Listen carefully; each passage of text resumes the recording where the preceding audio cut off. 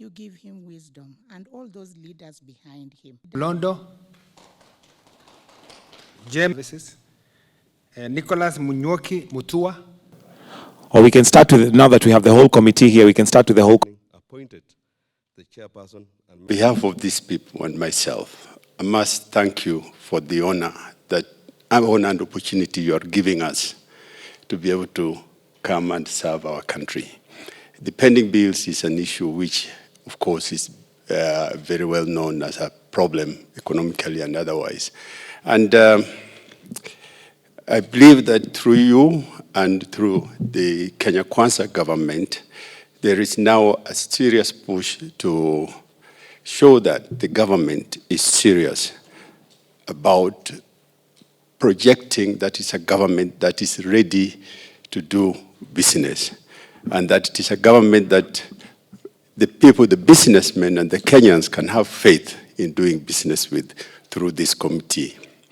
I also believe that through this committee, we are going to start a new beginning whereby the credibility of government is going to be respected in every sense. And I think with that respectability, we are going to, at least in a small way, start showing that the government is serious about resuscitating the economy. In fact, it is part of a small way of pumping back a very needed capital into the productivity. So we are very grateful. I really don't want to say much, but I must say much about something about this team. When I look at the team, Your Excellency, I scanned through the number of years, the areas they come from, and all that. And I think within here you have more than 300 years of experience that will be brought into this, into this activity. And beyond that, I think it's the multidisciplinary nature of the team. We have from the accountant, QSs, lawyers, and in fact, even other businessmen. So we have a broad range of experience to bring, and therefore we can only assure you, Your Excellency, that you have a team which is going to give credibility and will be fair in making this report eventually to you. Your Excellency, the private sector in this great nation plays a key role in the economy, and it is important that in pushing the economic vibrancy, we have to support them. And one of the ways of supporting them is actually to have fiscal incentives as well as fiscal actions that are actually supportive to the private sector. It provides, the private sector provides employment opportunities to our citizens, but more importantly, is a key source of export of goods for foreign exchange. Your Excellency, given that they have a critical role to play, as a government, we have to endeavor to provide a conducive environment for the sector to thrive by addressing the constraints that hinder their growth, development, and even advancement.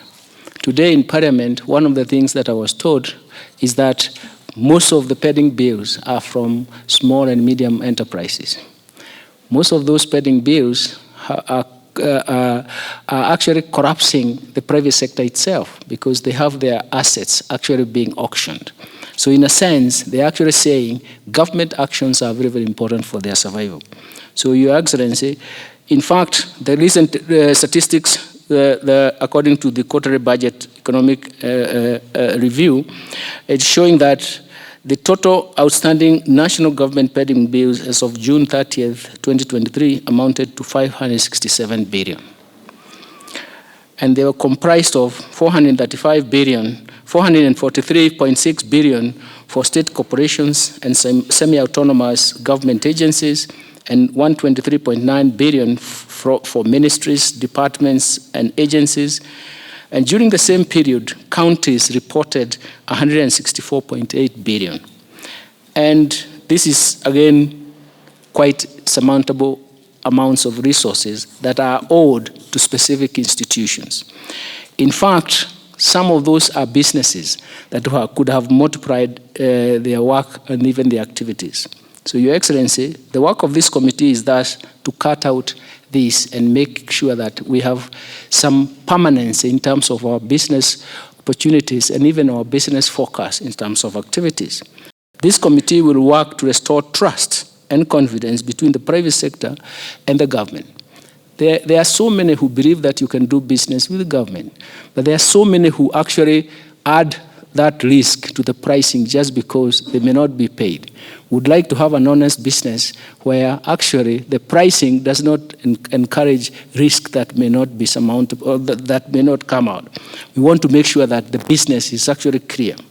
The National Treasury, through the approval of the Cabinet, has established the committee to undertake the following duties. First, they will scrutinize and analyze all the existing stock of government pending bills submitted to the committee.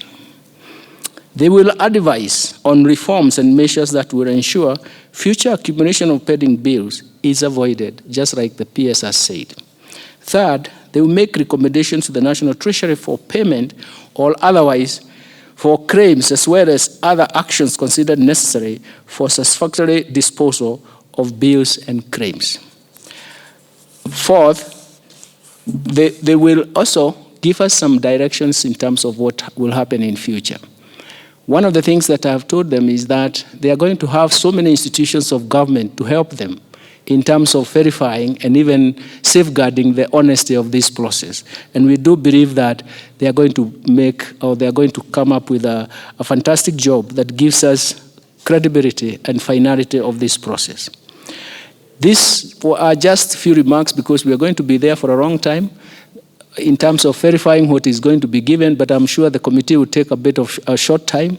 But the most important thing is the implications in the long term for the economy. Your Excellency, this is a great milestone in our republic, taking into consideration that for the last 10 years or so, many Kenyan entrepreneurs, especially the ones doing small businesses, have suffered a lot because of pending bills. Again, this has created a management problem in every state department, because every year you have to struggle with pending bills that interferes with the budgetary allocations. We are therefore very grateful that the people of Kenya will see a very serious undertaking for the first time in a long time to sort out this problem once and for all. I'm encouraged by the team I've seen here. I have encountered most of them in my earlier life as a public servant. They are men and women of great repute, and I have no doubt in my mind that they'll exercise good discretion with integrity and analyze these bills so that those that are payable can be paid, and where there are cases that the bills are not genuine, then the taxpayer is not overburdened with bills that should not be. We therefore want to encourage the team to work with speed and diligence so that we can sort out this problem once and for all, so that those who worked for government and are owed are able to be paid, and this problem can be put behind us. I therefore want to say congratulations to the team, and all of us are looking forward to a fruitful conclusion of this exercise so that the people of Kenya can be able to move forward. It is my pleasure to congratulate the chairman, Mr. Uko, and the Vice Chair, and the members of the Pending Bills Verification Committee for your appointment. As you are all aware, when I took office, I committed to bring the matter of public sector pending bills to a speedy and conclusive resolution. As we are all aware again, the last time there was an effort to alleviate this challenge of pending bills was about 17 years ago. It is yet another moment in our history that we need to clean our slate and do justice to everybody, especially the people who do business with government, and more particularly, the micro, small, and medium enterprises that are the largest suppliers of government, who today, our stock of pending bills is all the way to above 600 billion. That is the money government at various levels owe our suppliers. Many, I think almost 100% Kenyan, but many of them also small businesses. The government is therefore committed to meeting its obligation as and when they fall due as a matter of policy and legal obligation. Besides a culture of overdue pending bills, it serves no purpose other than to drive business into ruin, force micro, small, and medium enterprises to shut down, and increase unemployment, leading to general underperformance in our economy. It is the duty of government to facilitate better economic performance through expeditious resolution of government expenditures, reduce pending bills, and restore confidence of suppliers and other stakeholders. This will generate hope to our great men and women who have ventured into the micro, small, and medium enterprise space and desire to provide efficient, effective services and goods to government. The government promised creditors that we shall advise them on the mechanism for the resolution of genuine outstanding payments. We have therefore constituted this committee as promised, and this is a clear demonstration that we are committed to settling verified pending bills owed by government within the shortest time possible. It is my understanding, Minister, and your team from Treasury, that this team has up to June next year, which is just under a year, to discharge this responsibility. I was encouraged further when the chair, Mr. Uko, said that you have a cumulative experience of 300 years. That means that this is going to be a job that you can discharge pretty fast. So I am looking forward to the speedy resolution of this subject so that we can account for the resources that have been spent and we can pay our bills. I am even more confident that with Mr. Uko, who has been telling us in his other life which bills are payable, which ones are not payable, who has done what and who has not done what. Now, I am very confident that no bill that is not worth paying for will be paid for, because Mr. Uko, in your other life, you are very keen, and you wrote many reports on who should not be paid because they did not meet the required status of payment.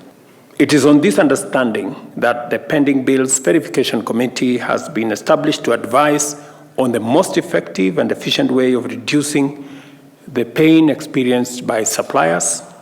And I'm aware that some have had their property auctioned and are being pursued, some of them by creditors. Some have even ended up in difficult medical conditions and many other things. This subject of pending bills is good for nobody. It is not good for our suppliers because it impoverishes them. It is not good for government because it increases our debt and complicates our budget-making process. So the sooner we resolve this matter, the better for everybody.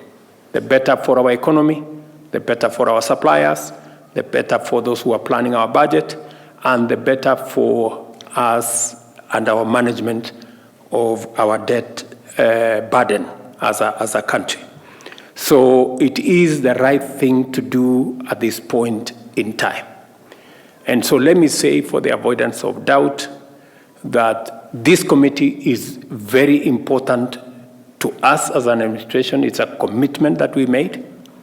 And we have, and I'm happy the minister has identified a knowledgeable, credible team with sufficient experience to undertake this important exercise.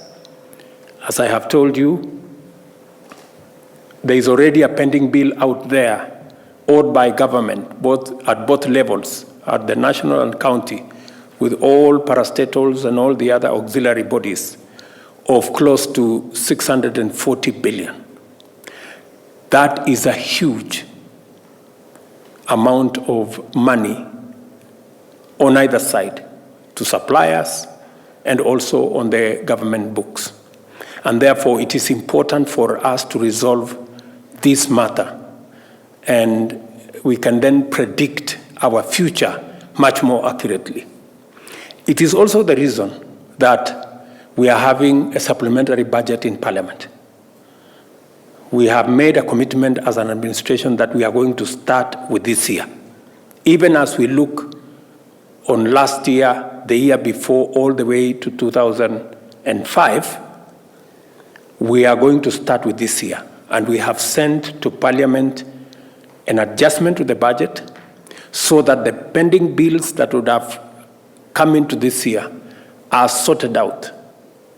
And 77 billion odd of pending bills, we have instructed that they be subsumed into this year's budget, and it becomes the first charge of every ministry, every department, and I want to say it should be the case for every county government, so that we can deal with pending bills as a matter of course, not wait until they impoverish people, they cause complications in our budget, and they load us with so much debt. It is therefore expected, Mr. Uko and team, that within the shortest time possible, you will be able to provide a clear framework for the resolution of the pending bills owed by government, as well as make concrete recommendations on which claims are payable, having ascertained that goods and services were delivered to government. The government will ensure there is a complete stop to the accumulation of pending bills given their adverse effects on the economy, the private sector, and even more severely on our micro, small, and medium enterprises and government suppliers. It is my expectation that this committee will analyze and scrutinize thoroughly any pending bills claim submitted before making recommendations for payment, including adherence to the provision of the law.